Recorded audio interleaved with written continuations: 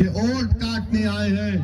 अरे मेरे भाई, अख्तर ईमान ने एक खत लालू प्रसाद यादव साहब को लिखा, एक खत उनके बेटे तेजस्वी को लिखा और लिख कर दिया कि अगर हम बीजेपी को और नीतीश को बिहार में रोकना चाहते हैं तो आओ हम तुमको पेशकश करते हैं कि तुम हमको 6 सीट दे दो।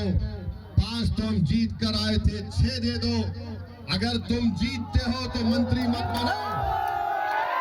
अख्तर ईमान ने कहा कि सीमांचल की जनता के लिए एक सीमांचल डेवलपमेंट काउंसिल बना दो ताकि सीमांचल का गरीब इस बात को महसूस कर सके कि उससे इंसाफ होगा। सीमांचल की जनता जो सैलाब में उसके लाखों एकड़ जमीन कट जाती है, वो सैलाब के पानी की निकासी हो, किसान को फायदा हो, बच्चों के लिए स्कूल हो, नौजवान अपनी जवानी में अपने माँ बाप और अपनी बीवी को छोड़कर पंजाब की खेतों में काम ना करे बल्कि सीमांचल में रहे। हमने कहा कि सीमांचल का डेवलपमेंट कराओ, मगर अब नहीं मालूम कि राजद क्या करेगी।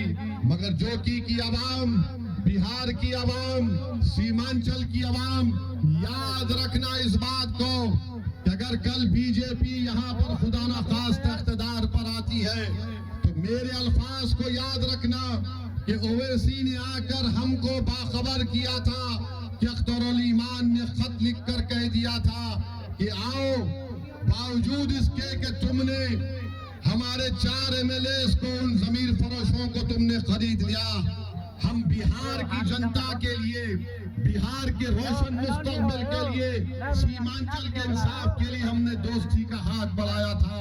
मगर याद रखो तेजस्वी, तुम्हारी पार्टी तुमको मुबारक, तुम जो फैसला करोगे तुम उसके जिम्मेदार होगे।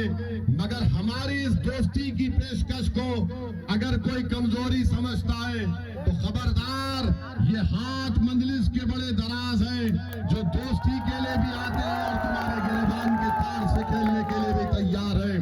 बहरहाल मेरे अजीज दोस्तों और बुजुर्गों, क्या आने वाले विधानसभा में आप किसका साथ देंगे? वफादार का साथ देंगे? पतंग छाप पर बटन दबेगा,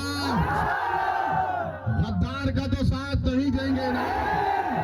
तो वफादार का साथ देंगे तो मेरे साथ नारा लगाइए, सीमांचल की जनता जिंदाबाद, सीमांचल की जनता, सीमांचल की जनता, नारे तकबीर। रास्ता दीजिए, रास्ता दीजिए।